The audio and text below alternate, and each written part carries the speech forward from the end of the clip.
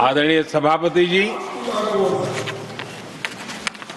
गरीबों को शक्ति देने के लिए, गरीबों के सशक्तिकरण के लिए जितना काम हमारे कार्यकाल में हुआ है, हमारी सरकार के द्वारा हुआ है, इतना पहले कभी नहीं हुआ।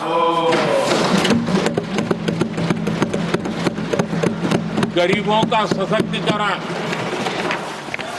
और गरीब ही गरीबी को परास्त करे, उस दिशा में हमने योजनाओं को आकार दिया।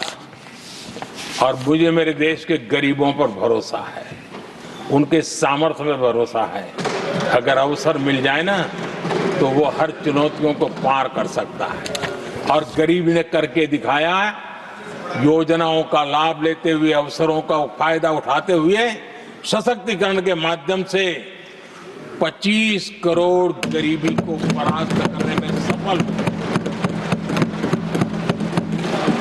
25 करोड़ लोगों को गरीबी से बाहर निकालना, ये हमारे लिए गर्व का विषय है कि हमने एक बहुत बड़ा काम किया है।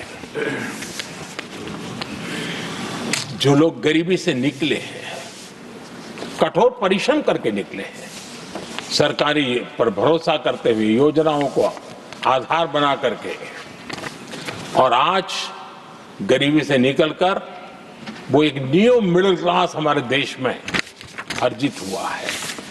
आदरणीय सभापति जी, मेरी सरकार इस न्यू मिडिल क्लास और मिडिल क्लास के साथ डट करके खड़ी है और बहुत कमिटमेंट के साथ हम खड़े हैं।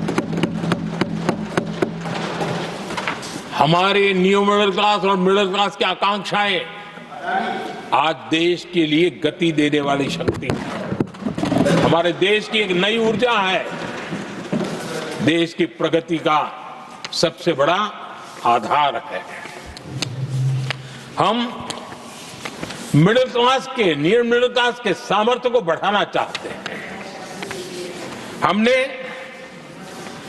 मिडिल क्लास के लिए एक बहुत बड़े हिस्से को टैक्स में इस बजट में जीरो कर दिया है।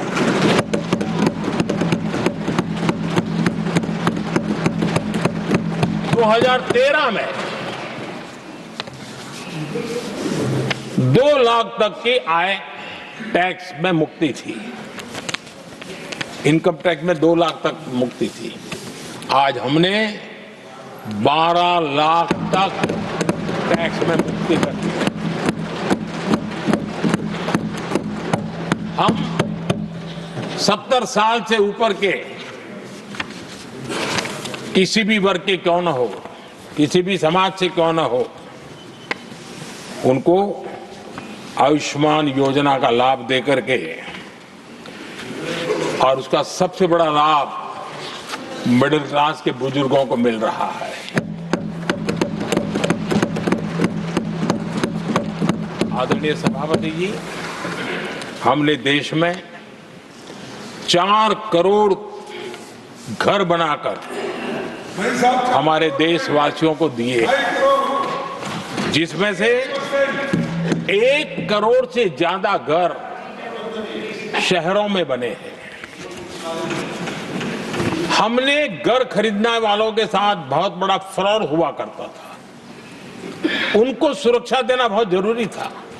और इसी सदन में हमने रेरा का कानून बनाया है, जो आज मध्यम वर्ग के घर के सपने के खिलाफ जो रुकावटें थी, उसको दूर करने एक महत्वपूर्ण हथियार बना है। इस बार बजट में स्वामी इनिशिएटिव लाया गया है, जो हाउसिंग प्रोजेक्ट अटके हुए हैं, जिसमें मध्यम वर्ग के पैसे रुके हुए हैं और उनकी सुविधाएं अटकी हुई हैं, उनके उस काम के लिए 15,000 करोड़ रुपया इस बजट में हमने आवंटित किया है, ताकि मध्यम वर्ग के उन सपनों को पूरा कर सकें।